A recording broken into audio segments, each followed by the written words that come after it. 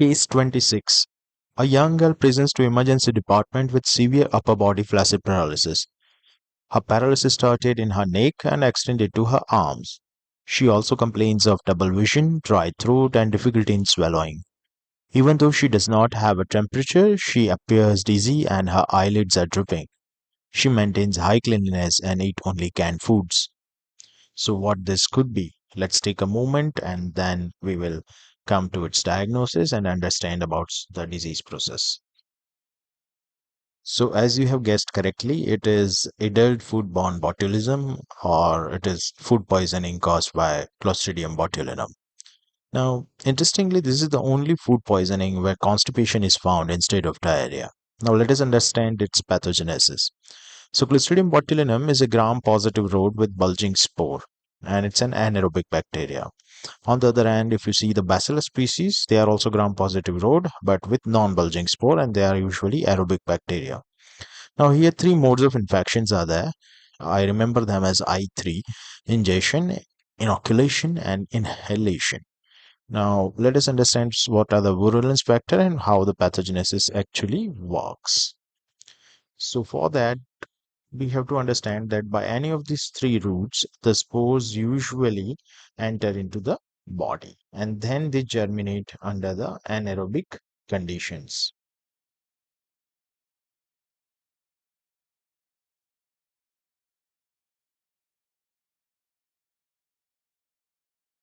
So, when they germinate, they convert into vegetative bacterial cell of Clostridium botulinum and they produces a toxin known as botulinum toxin. Now, this botulinum toxin or BT is the most toxic substance known to be lethal to human, and it has 8 serotypes: A, B, C1, C2, D, E, F, and G.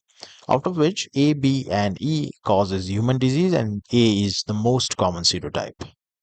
They are the neurotoxin. Only C2 is an enterotoxin and not a neurotoxin. After which C1, C2, and D they are bacteriophage coated. Botulinum toxin is used to treat spastic condition because it causes flaccid paralysis. So it treats strabismus or squint, muscle spasticity like myoclonus, and facial wrinkles like blepharospasms, as well as it is also used cosmetically by actors and models. Botulinum toxin is also produced by Clostridium botulicum, Bharati, and argentinens. That means it is a non-specific toxin. Now, this toxin is very unique. Why? Because it is produced intracellularly as a protoxin. The proteolytic enzyme will convert into toxin, that is BT, and this botulinum toxin is the only exotoxin which is released by autolysis of bacterial cell. Once it is released, it enters into circulation and mainly its main target is peripheral cholinergic nerve terminals, where it reaches within 12 to 36 hours. Now here, this enters via receptors mediated endocytosis into the presynaptic vesicles, and the light chain of this toxin will cleave three proteins: two on presynaptic membrane, that is syntaxing and SNAP25, and one on the acetylcholine containing vesicle, that is synaptoprevin. Now, these proteins help in fusion of the neurotransmitter vesicle with the presynaptic membrane so that acetylcholine can be released. But because these proteins are destroyed by botulinum toxin, permanently there will be no release of acetylcholine. And there will be no action of acetylcholine on acetylcholine receptor, which are present on peripheral motor neurons. That results in either weakness or flaccid paralysis.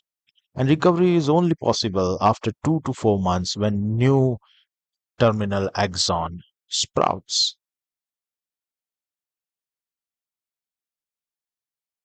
Now, coming to the clinical features. So, this toxin basically causes flaccid paralysis, and its manifestation I remember as D10. There are total 10 manifestations which are main and which starts with D. For first example is that it affects cranial nerves, so it causes diplopia or double vision, dysarthria, that is difficulty in speaking, dysphagia, that is difficulty in swallowing, and neuromuscular junction. There is no acetylcholine, so there is descending symmetric flaccid paralysis from head to limb. There will be decreased deep tendon reflexes, on postganglionic parasympathetic nerve endings and peripheral ganglia where acetylcholine is released. It causes dizziness, dry throat, drooping of eyelids, and constipation.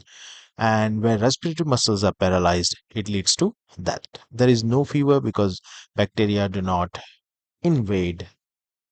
It is the toxin which is causes the disease. It has no effect on central nervous system, so sensory or cognition is normal. So there are no sensory or cognitive deficits.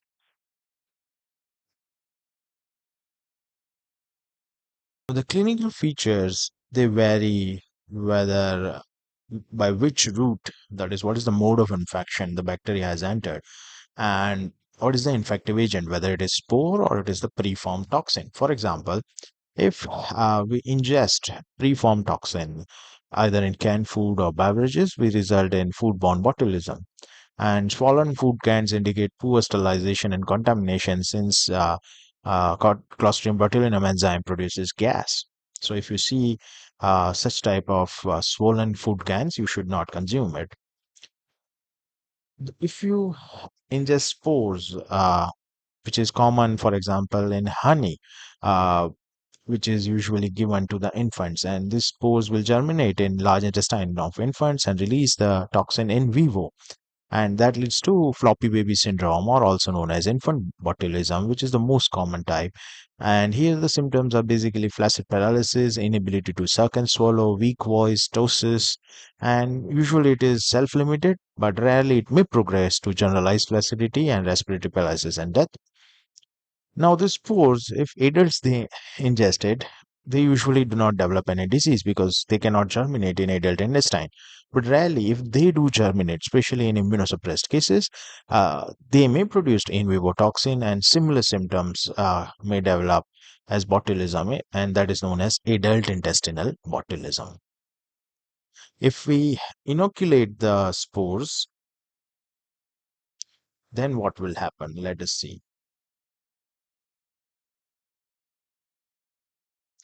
So if you inoculate the spore through any wound, they will germinate and release toxin in wound in vivo, and the result into wound botulism. So here there will be no GI symptoms. The rest of the things will be there, and this is seen very common in IV drug users who are using black tar heroin. Sometimes during therapeutic use, overdose of botulinum toxin might occur, and that leads to iatrogenic botulism, which has similar symptoms like wound botulism. Sometimes aerosolite spores, especially during bioterror active, they are inhaled that may lead to inhalation botulism. So all these wound botulism, iatrogenic and inhalational, they do not have GI symptoms, but rest of the symptoms are very similar to the botulism, that is D10. Okay. Now, what are the investigations that we should do? So, diagnosis is usually clinical and lab diagnosis is just supportive. So, toxin detection in uneaten food or feces is more significant than just isolation of bacteria. So, that's why in vivo mouse inoculation test is done and we observe for flaccid paralysis in the mouse. So, xenodiagnosis is there. But you can, yes, obviously do microscopy and culture from either food, feces, or tissue from the wound. And obviously, you will see on culture gram-positive non-capsulated rod with subterminal oval bulging spores. And we have to use anaerobic culture medium like Robertson Cook broth.